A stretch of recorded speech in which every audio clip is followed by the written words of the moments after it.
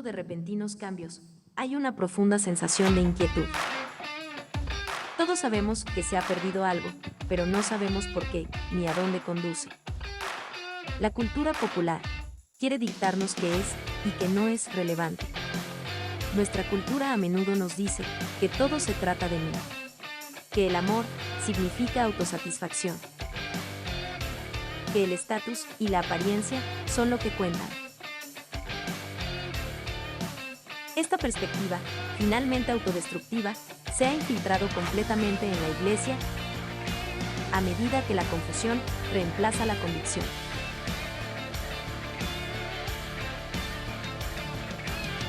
El camino de regreso, el camino de la esperanza, comienza en conocer quién es Dios verdaderamente y cómo anhela el que lo veamos. El verdadero Dios. Gloria a Dios, bienvenidos esta mañana en el nombre del Señor. Si trajo su Biblia, quiero que abra conmigo a Romanos capítulo 11. Hace algunas semanas atrás, ¿verdad? Empezamos la serie El verdadero Dios. Estamos estudiando en la palabra, estamos viendo qué nos dice la palabra acerca de quién es el Dios que hemos sido llamados a conocer, hemos sido llamados a someter nuestras vidas a Él. Y hace 2 semanas empecé con las preguntas y quiero repetirlas solo como repaso de qué es lo que usted piensa acerca de Dios y qué cree usted que Dios piensa de usted y cómo afectan esas percepciones que tenemos nosotros en nuestra relación con Dios. Vamos a pedir la bendición de Dios. Padre, bendícenos esta mañana. Al acercarnos a tu palabra, Señor, danos luz. Hay luz, Señor, en tu presencia y por tu palabra, Señor, podemos entender quién eres tú y cómo tú te has revelado, para que nuestros pensamientos, para que nuestra mirada de ti sea clara y no opacada, Señor, por nuestras propias ideas o nuestros falsos y erróneos percepciones. Bendícenos este día, Señor, te pedimos en el nombre de Jesús. Amén, amén. Las percepciones que nosotros tenemos acerca de personas pueden ser erróneas y por lo tanto dije que forman barreras en esas relaciones, en el desarrollo de esas relaciones. Y si tenemos percepciones erróneas concerniente a Dios, también pueden crear esas barreras en nuestra relación con Dios. Las percepciones equivocadas y erróneas son algo que nosotros tenemos que saber de antemano y a través del Espíritu y la Biblia nosotros pedir al Señor que corrija esas percepciones que quizá hemos tenido de nuestra niñez o quizá que alguien nos enseñó o quizá alguien nos trató de enseñar conceptos de Dios que estaban equivocados. Y dije las semanas pasadas que ¿qué es lo que nosotros pensamos cuando pensamos de Dios? Y dije que lo que pensamos en los pensamientos que surgen en nuestra mente cuando pensamos de Dios es la cosa más importante de nuestra vida.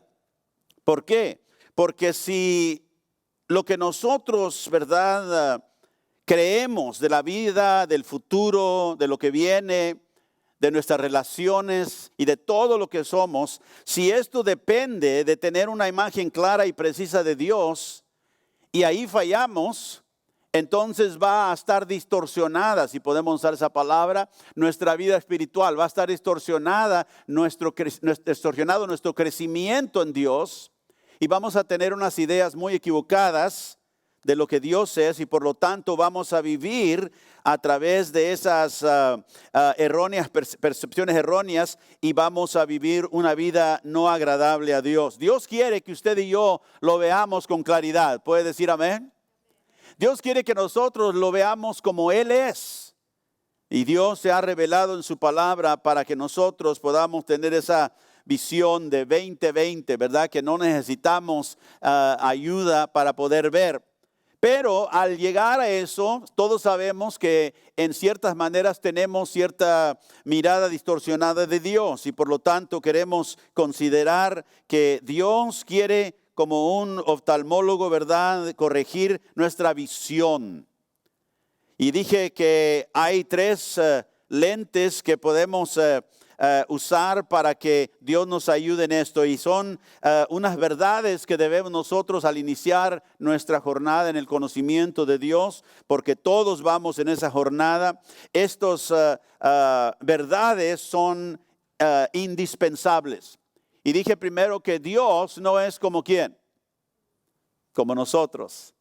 Dios no es como nosotros. Y aunque nosotros somos hechos a la imagen y semejanza de Dios, y aunque tenemos ciertas similaridades con Dios, Dios no es como nosotros en muchas maneras. Y simplemente decirle que Él posee cualidades que nosotros no poseemos. Vamos al libro de Romanos y el capítulo 11, el verso 36 en adelante.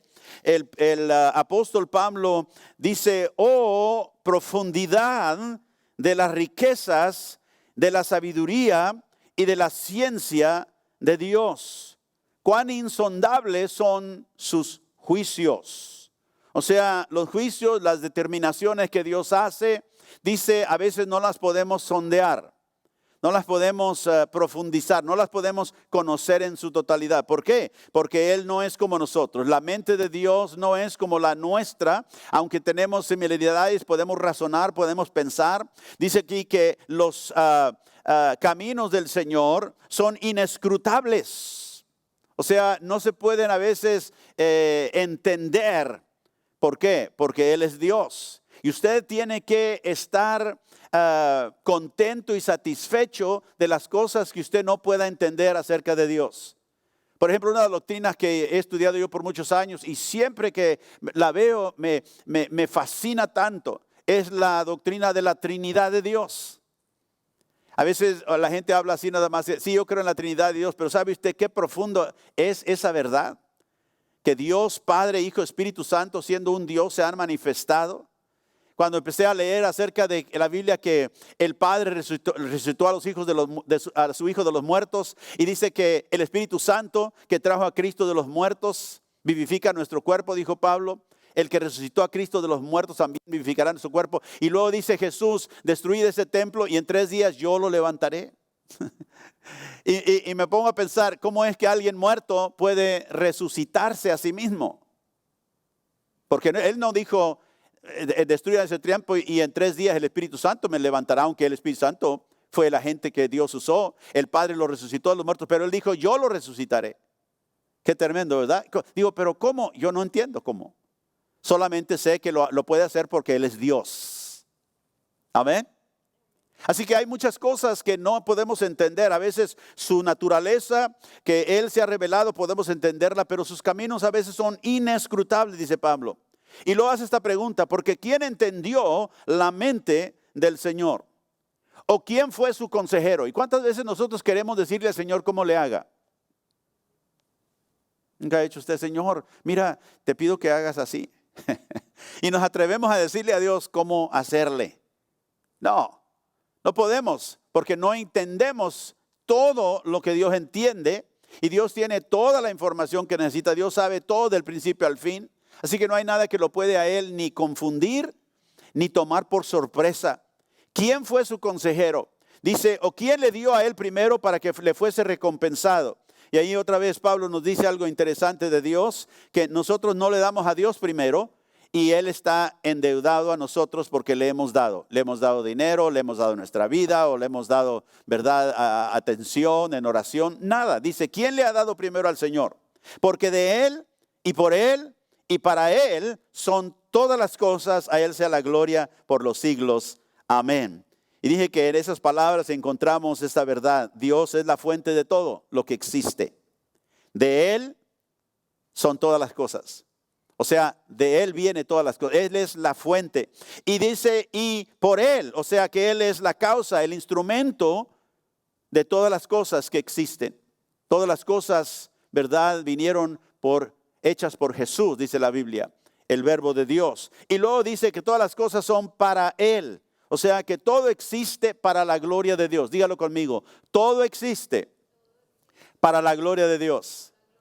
Amén. Usted que está viendo por televisión, dígalo conmigo: todo lo que existe es para la gloria de Dios. Y si yo existo, ¿para quién existo?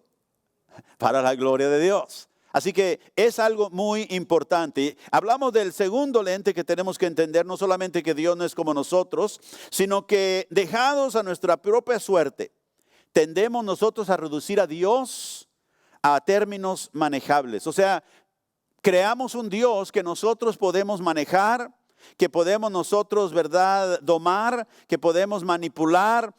Queremos un Dios, el hombre, hablo caído, dice que quiere un Dios que no le haga sentir incómodo. Y hoy veo mucha gente y muchos pastores a veces tratando ¿cómo diré?, de dar excusas por el evangelio. Dar excusas por qué la gente sin Cristo se va al infierno y tratan ¿cómo decimos?, hacerlo un poquito más suave para no ofender a la gente. Pero la Biblia nunca hace eso. Cristo nunca hizo eso. ¿Por qué? Porque la verdad de Dios es la verdad como Él ha declarado y nosotros no tenemos derecho a cambiarla. Dios no nos ha dado eso. Así que no tenemos un Dios que nosotros tenemos que proteger su reputación o queremos que cuidarlo para que la gente no lo vaya a ver en mala manera. No, Dios es un Dios poderoso. Él se puede cuidar a Él mismo. Nosotros somos los que necesitamos que Él nos cuide. Puede decir gloria a Dios. Y vimos en Éxodo 32 también que el pueblo de Israel en el desierto, ¿verdad?, cuando Moisés se desapareció por 40 días, ellos no podían ver a Dios, obviamente, decidieron que ellos necesitaban hacer algo. Dice la Biblia en Éxodo 32, 6, la nueva versión, la nueva traducción viviente, dice: temprano a la mañana siguiente el pueblo se levantó para sacrificar ofrendas quemadas y ofrendas de paz. ¿A quién estaban ofreciendo eso? A Jehová. Pero dice que después de que todos celebraron con abundante comida y bebida, o sea, una fiesta grande ahí, y se entregaron a diversiones paganas. Y les dije las semanas pasadas que empezaron a actuar como paganos, empezaron a usar, ¿verdad?, la embriaguez, la borrachera, todo, y se volvieron idólatras, todo el tiempo pensando que lo estaban haciendo para Jehová, pero no era así. En 1 Corintios 10, Pablo nos dice esta historia y dice: ellos se convirtieron en gente pagana por sus ídolos, porque empezaron a adorar no a Jehová, sino a ídolos. Y nosotros muchas veces hacemos lo mismo, dije. ¿Y cómo lo hacemos? Dándole el mejor de nuestro tiempo, el mejor de nuestros esfuerzos, lo mejor de nuestras finanzas, nuestras emociones, a mejorar nuestra relación con estas cosas. Y cuando ponemos a algo antes que a Dios, antes que las cosas que a Dios le agradan, todo que nosotros invertimos, todo el tiempo, todo el esfuerzo para hacer mejor esa relación con esas cosas, es una actitud de idolatría. Dije que como pecadores somos propensos a ser un Dios a demanda. O sea, un Dios que al momento que lo necesitemos, Él tiene que venir. Viene a ser como esa historia, ¿verdad?, del genio en la botella, que usted nada más le soba y tiene que salir. ¿Por qué? Porque hay una demanda que hacemos de Dios. Y en vez de adorar a Dios, el pueblo ahí en Israel, ofreciendo sacrificios, haciendo todo lo que ellos religiosamente hacían antes, no ofrecieron adoración a Dios. En verdad de querer conocerlo y en verdad de querer crecer como siervos. En verdad de querer adaptar su misión. En verdad de llamar, ¿verdad?, a fidelidad el evangelio. Optamos por hacer un Dios a nuestra imagen. Y mucha gente que construye su propio Dios, hace un Dios que lo va a hacer feliz en todo lo que él quiera o ella quiera. Y hacemos la meta de la vida, no adoración de Dios, que es que el que merece todo, sino hacemos la meta de nuestra vida, el ser feliz. Y pensamos que Dios, el Dios que hemos hecho en nuestra mente, tiene la obligación de hacernos feliz aquí en esta tierra, nos tiene que cuidar de todo, nosotros creemos que porque hemos leído la Biblia, porque oramos, porque hemos dado dinero a la congregación, a la iglesia, porque hemos ayudado a las misiones, porque leemos libros cristianos, todo, Dios está obligado ahora, lo obligamos a que nos dé una familia feliz, a que haga nuestros matrimonios exitosos, que nos dé siempre hijos los mejores, y Él tiene que quitarnos toda molestia y toda molestia de nuestra vida. Y reducimos al Dios que es soberano sobre todo a un siervo que tiene que cumplir nuestra agenda y nuestras metas. Y que quizá a usted le ha pasado esto, quizá conozca personas que se han enojado con Dios, han abandonado la iglesia, la fe, porque las cosas en su vida no salieron como ellos piensan que Dios tuvo que haber hecho esto o lo otro. Pero hermanos, le repito otra vez, Dios no está obligado con nosotros a hacer nuestra vida feliz. Dios está obligado y se ha obligado por pacto a caminar con nosotros a través de esta vida.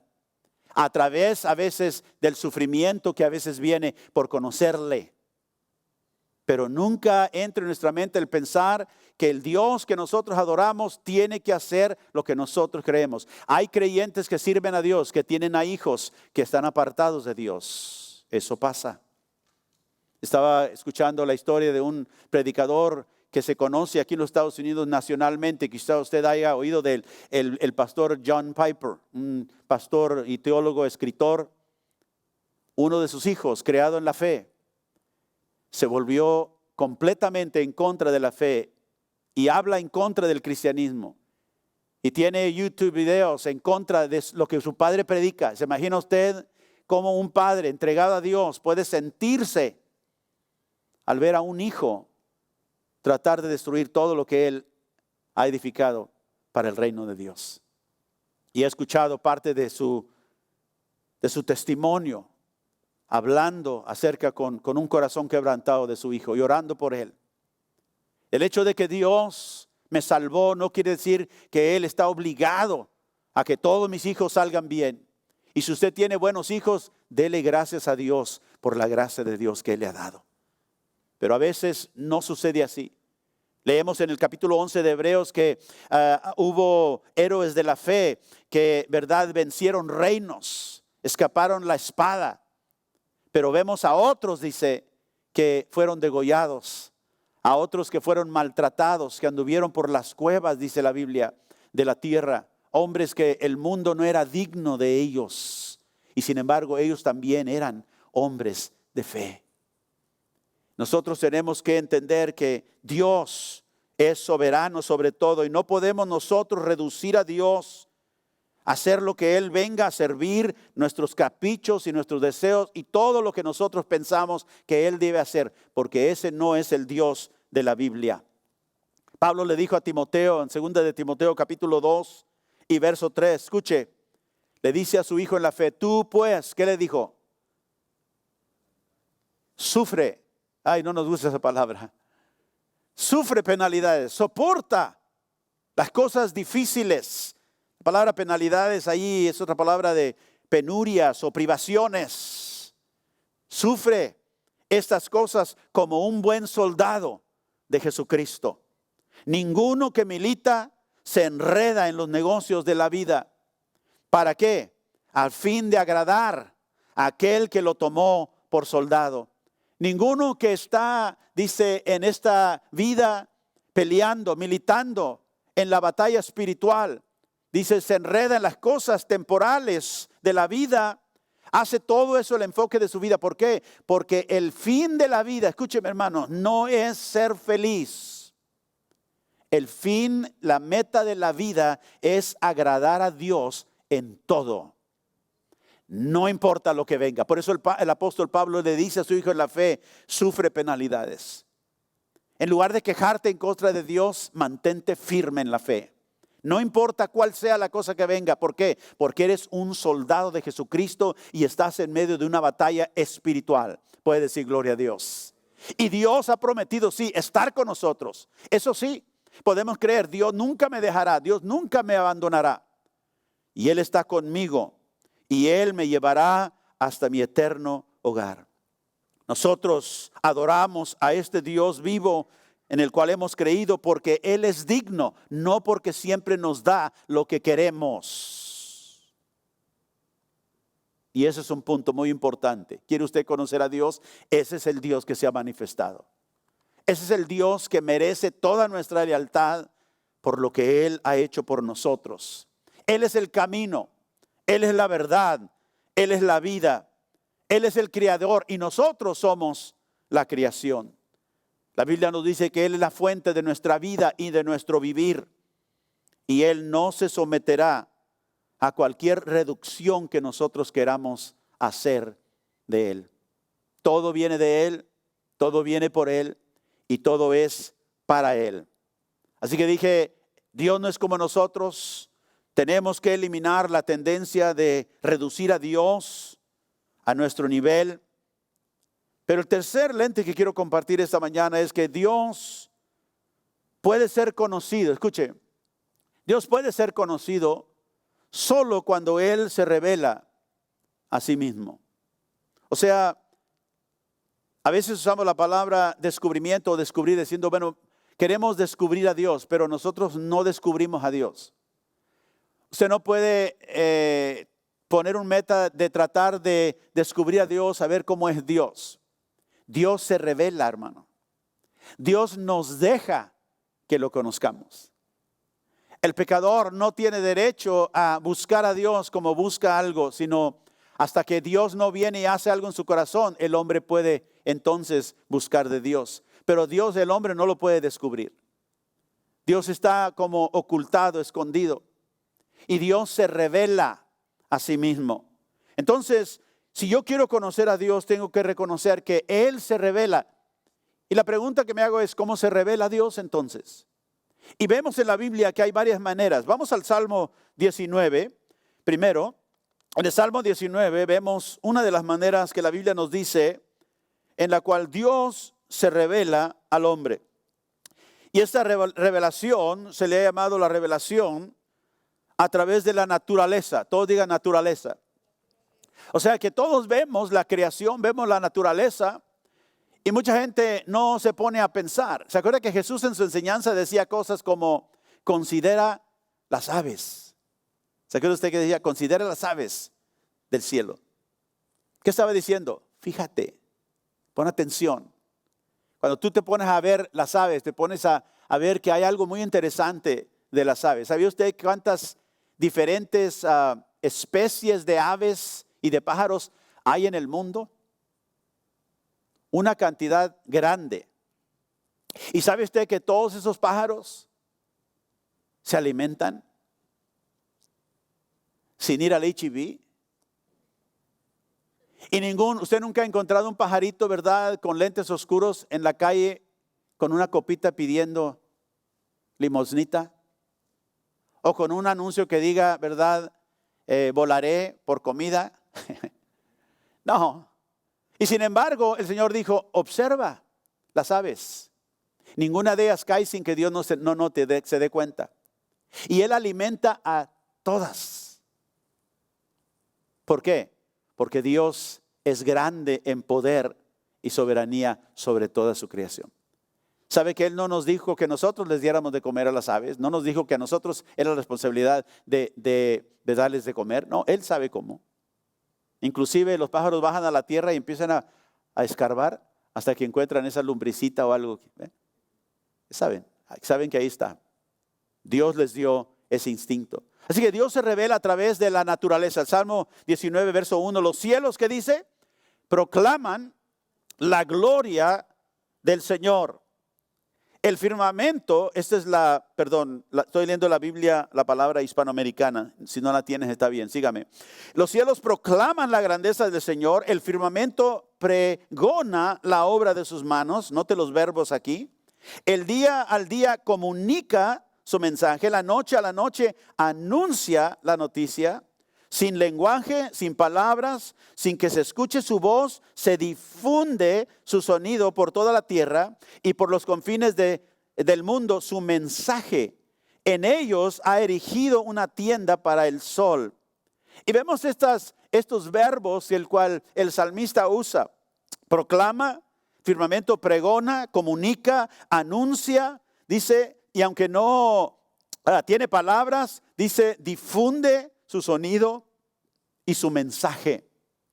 O sea, nos está diciendo que la creación habla.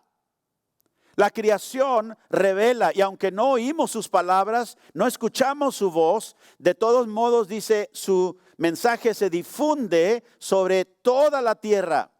¿Sabe que la gente en Rusia, la gente en China, la gente en India, todos podemos ver el mismo sol?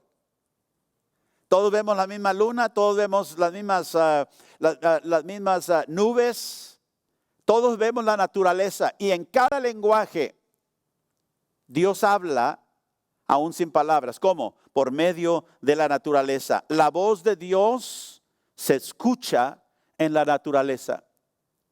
Y hoy le voy a dar un reto que usted haga esta semana.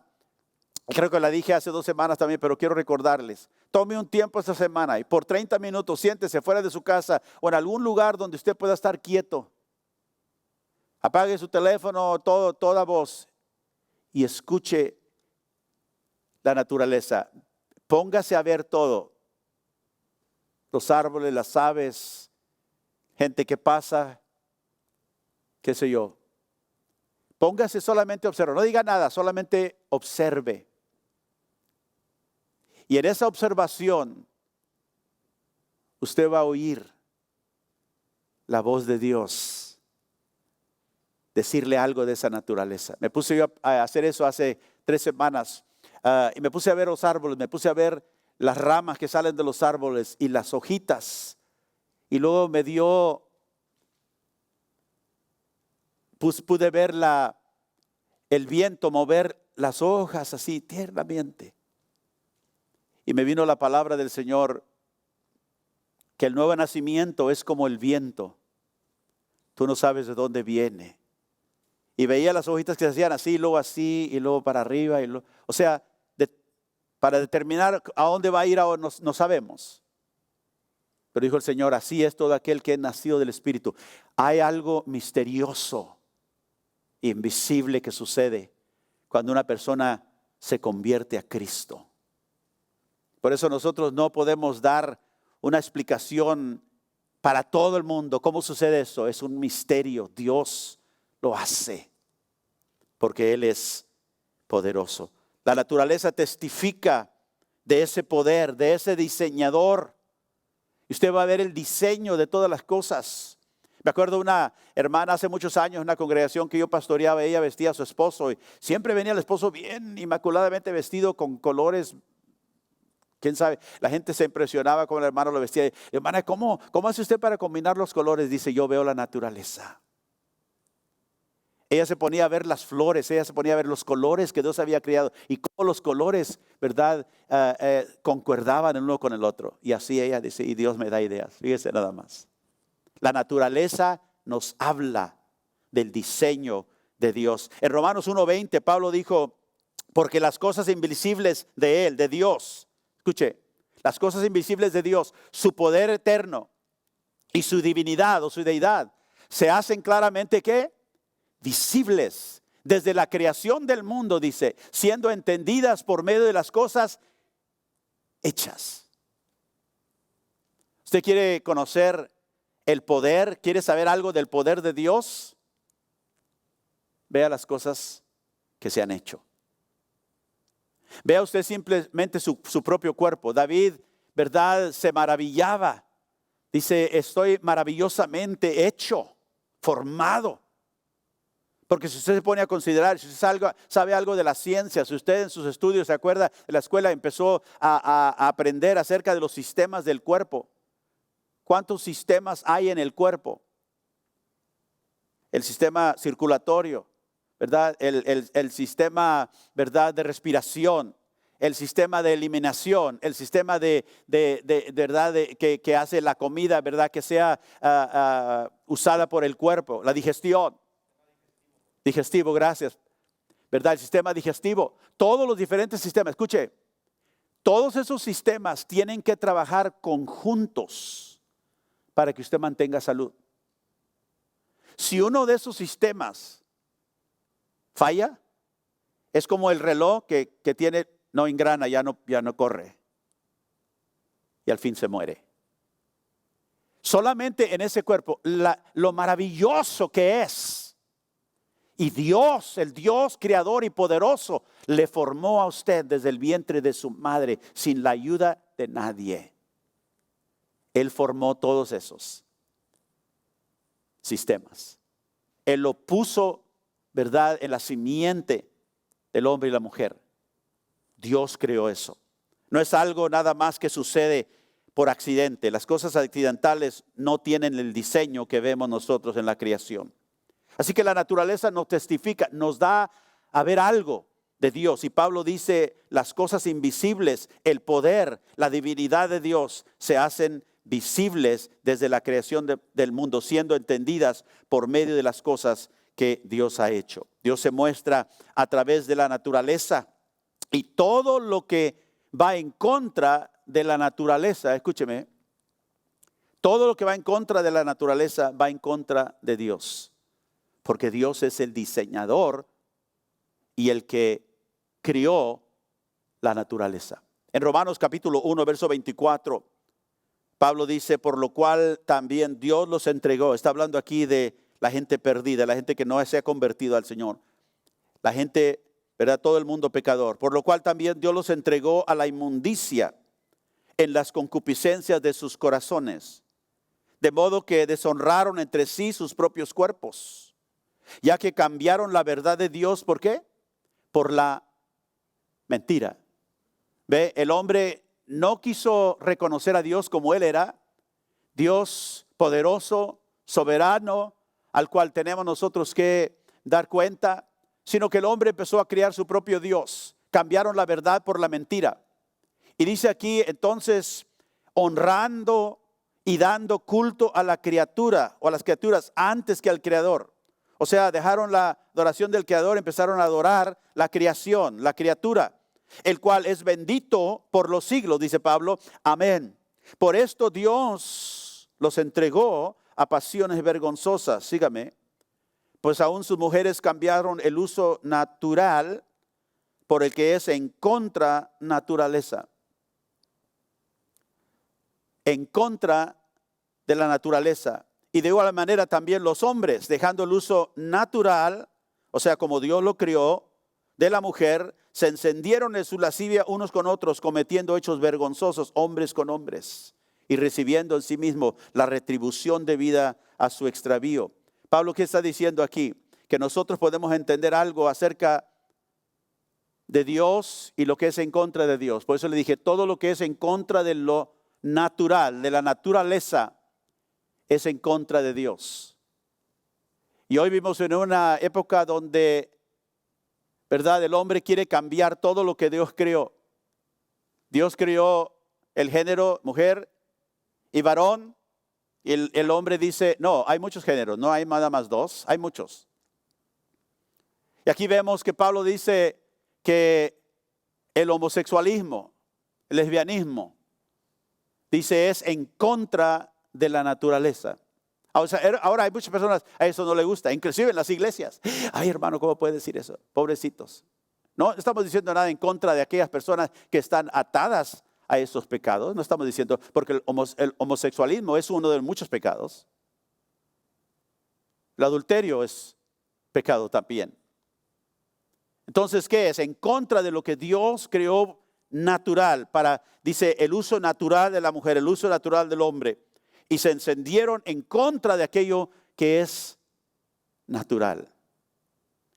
Y dice, entonces, cambiaron, ¿qué? La verdad de Dios por la mentira. Y la persona y la gente que dice que en esta época que el homosexualismo es simplemente una vida alternativa, hermanos, no es verdad, es una mentira. No es. Porque Dios dice es en contra de lo que Él crió. Dios crió a Adán y le crió una mujer para hacer el complemento con ella, no otro hombre. No crió a él la mujer y le dio otra mujer para complemento, porque no es natural. De hecho, hombre y hombre no pueden reproducir, mujer y mujer no pueden reproducir, porque no es natural. Entonces, ¿qué hacemos con la gente que está atada de ese? Los amamos, les hablamos el evangelio, les decimos la verdad. ¿Por qué? Porque el Dios que crió al hombre dijo, este es el camino, esta es la manera. Y cuando el hombre echa a un lado a Dios, deshonra entre sí sus propios cuerpos, deshonra lo que es natural y empieza a destruirse y a destruirlo. Dios se revela a través de la naturaleza.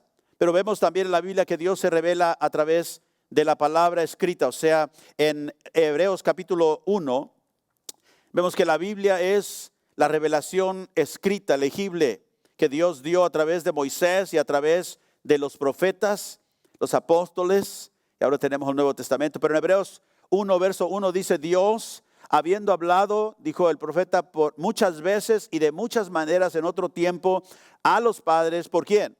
Por los profetas. O sea que Dios usó hombres para escribir la palabra que Él quería que el mundo supiera.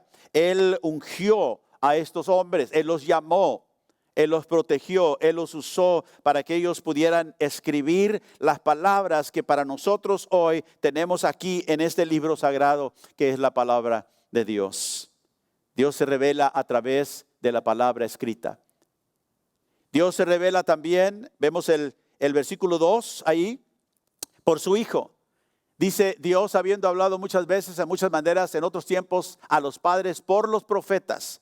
Dice, en estos postreros días, Dios nos ha hablado por el Hijo, a quien constituyó heredero de todo y por quien asimismo hizo el universo. Dios nos habló por los profetas que trajeron la palabra de Dios escrita a nosotros, ¿verdad? Por los apóstoles del Nuevo Testamento, que por el Espíritu Santo fueron inspirados para escribir como Dios les dirigía. Pero Dios, dice, nos habló a través de su Hijo. O sea que Cristo es la revelación, ¿verdad?, completa de lo que Dios quería decirle al hombre. Por eso la Biblia le llama a Cristo el Verbo de Dios, la palabra de Dios. Y la palabra escrita no era un fin en sí. La palabra escrita fue dada con un propósito. La Biblia dice que el verbo se hizo carne. Juan capítulo 1, verso 1. Dice, en el principio era el verbo, y el verbo era ¿qué? Con Dios, y el verbo era Dios. Note, el verbo Jesús, hablando de Jesús, vamos a ver ahorita, era con Dios. O sea, estaba con Dios. Quiere decir que era un ser que separado del Dios con que él estaba. Y no solamente estaba con Dios, él era Dios también. Y aquí otra vez vemos el misterio de las personas separadas en la Trinidad, pero que concuerdan en su naturaleza. Estaba con Dios, pero él mismo era Dios. Dice, y el verbo, verso 14 dice, se hizo carne y habitó entre nosotros, y vimos su gloria, gloria como del unigénito del Padre, lleno de gracia y de verdad. El verbo, que era con Dios y que era Dios, se hizo carne. Por eso hablamos en el cristianismo de el hombre Dios. Porque en una naturaleza se unió Dios con esa humanidad que Cristo tomó para sí mismo, para venir a la tierra y poder dar su vida, porque Dios no puede morir como Dios. Dios es espíritu. Entonces Él se incorporó en un cuerpo nacido de la Virgen María, ¿verdad? No de padre humano, sino de simiente de Dios.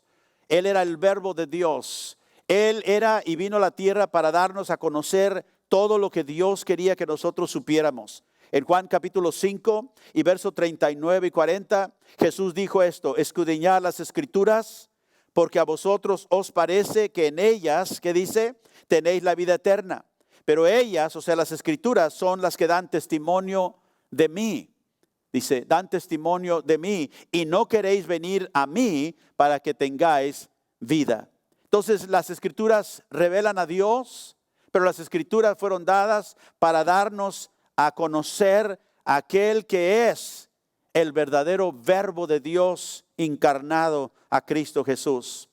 Jesús es la razón por la cual tenemos nosotros las escrituras, porque lo revelan a Él en su humanidad y en su divinidad. ¿Se acuerda cuando después de la resurrección iban dos discípulos del Señor caminando en el camino a Emaús, ¿se acuerdan? Y dice la Biblia que el Señor se les apareció y se acercó a ellos y empezó a hacerles preguntas.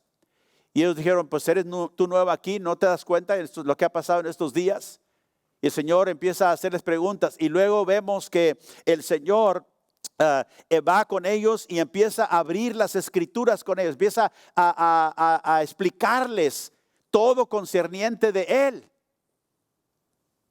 Se revela a ellos en esa palabra, en las escrituras que ellos mismos tenían.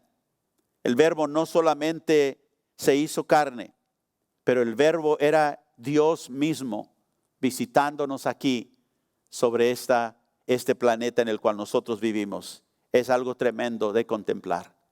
Y la Biblia es la palabra escrita, la revelación de Dios escrita, cuando Jesús es la revelación relacional de Dios. Dios quiere tener una relación con nosotros, aunque Él es espíritu.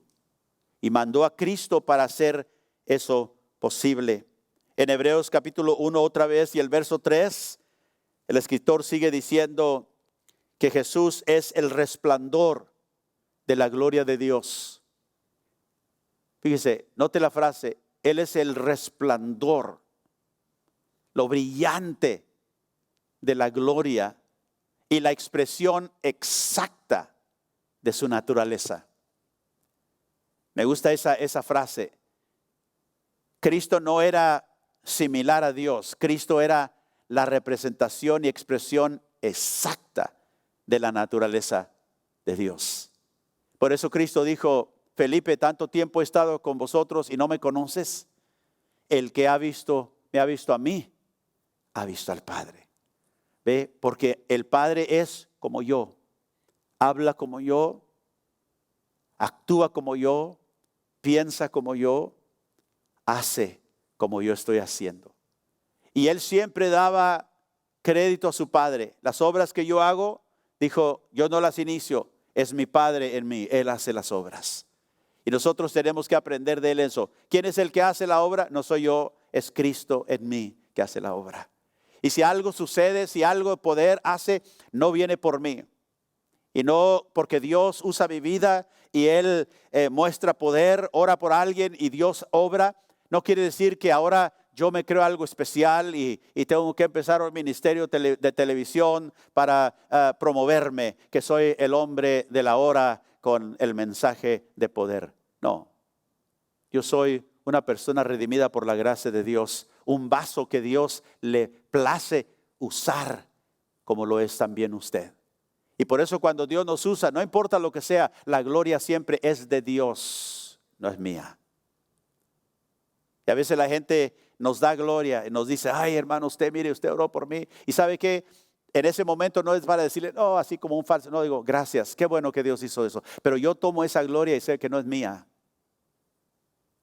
Y en mi tiempo de oración, cuando yo voy al Señor, le digo, Señor, esta hermana que tú la sanaste cuando oré por ella, oh Señor, gracias.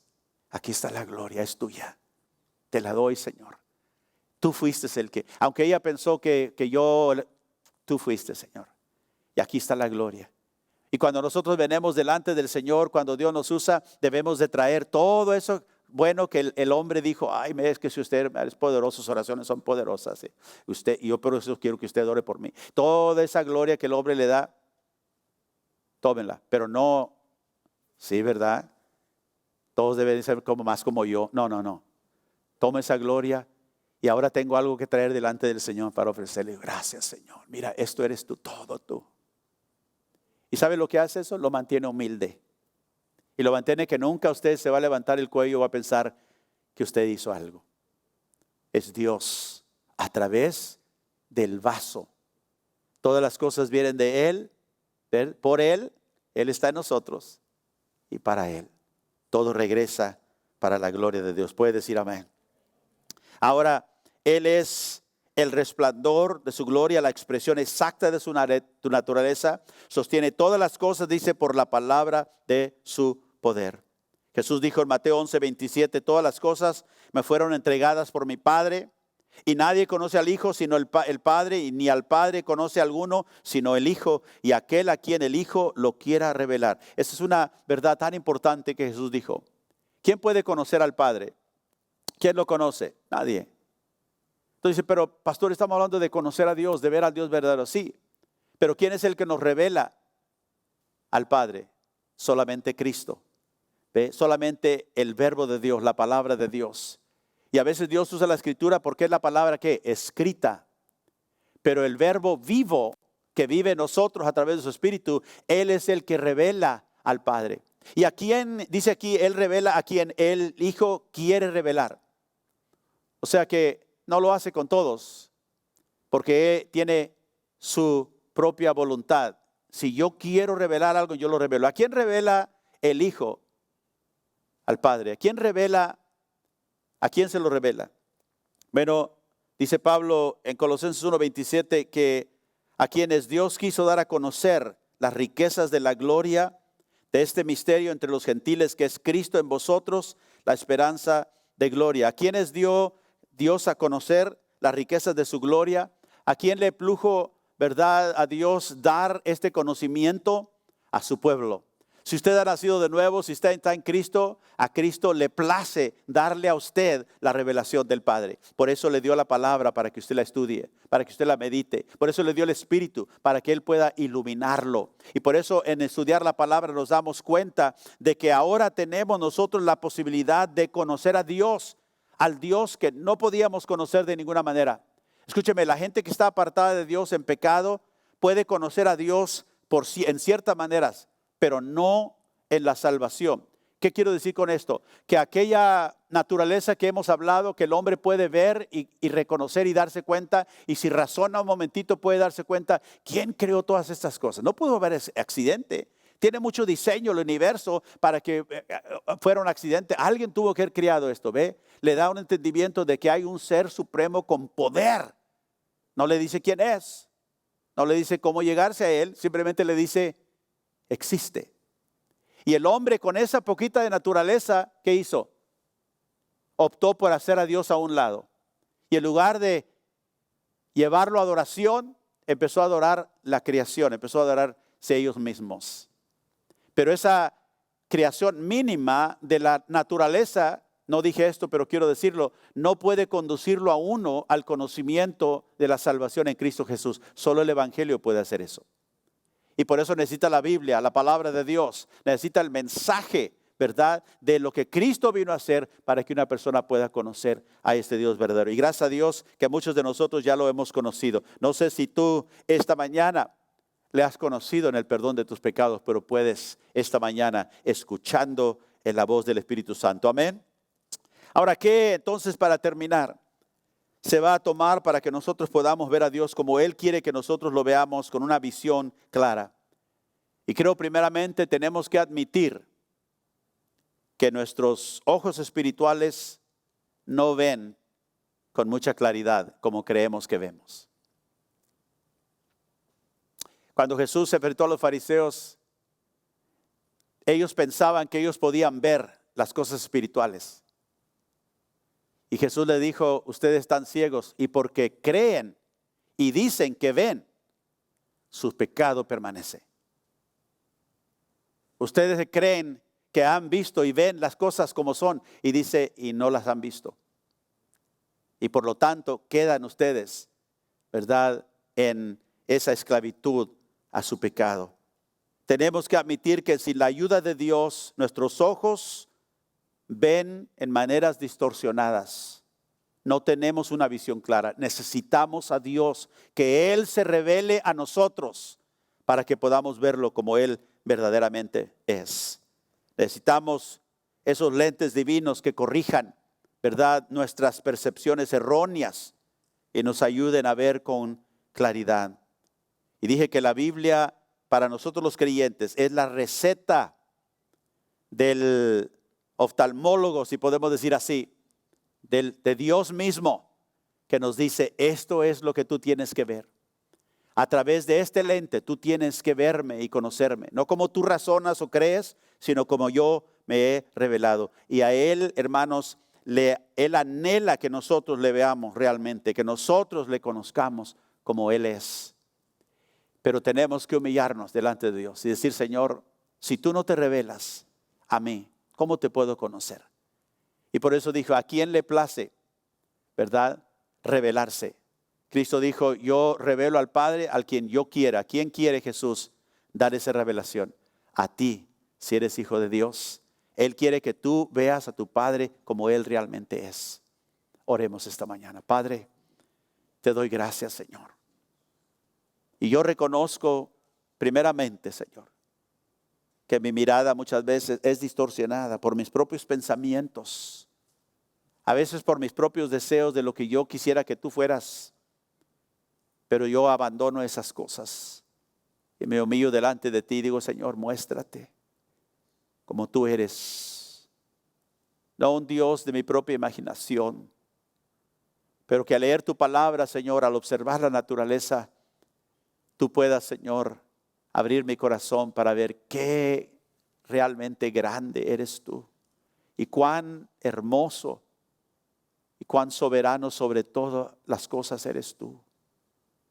Perdona, Señor, mi terquedad, perdona mis pensamientos, Señor, muchas veces de niño y no te veo como tú eres. Pero, Señor, cuando tú nos das esa visión espiritual, clara y correcta, no cabe duda, Señor, que solo lo que podemos hacer es humillarnos delante de ti, postrarnos y decir, oh Dios, cuán grande eres verdaderamente. Y tus caminos son inescrutables. Ayúdame, Señor, cuando en mi caminar cosas suceden que no entiendo. Ayúdame para no quejarme, sino para acercarme más a ti y decir, Señor, yo confío en ti. Y aunque mi vista, Señor, de las cosas alrededor de mí me perturben, yo confío en ti, pongo mi mirada en ti, porque yo sé que tú sabes y conoces todo desde el principio hasta el fin. Y ayúdanos, Señor, para madurar y para tener esa visión clara de ti. Y así, Señor, disfrutar de tu persona en nuestra vida. Señor, que al seguir en esta serie tú puedas, Señor, traer una revelación clara a cada una de nuestros corazones, para que nosotros podamos vivir para la gloria y la honra de tu nombre. Gracias, Señor, porque esta vida no es todo lo que tenemos, sino que viene algo mejor que tú has preparado para los que te aman. Gracias, Señor. En el nombre de Jesús. Amén y amén. Gracias.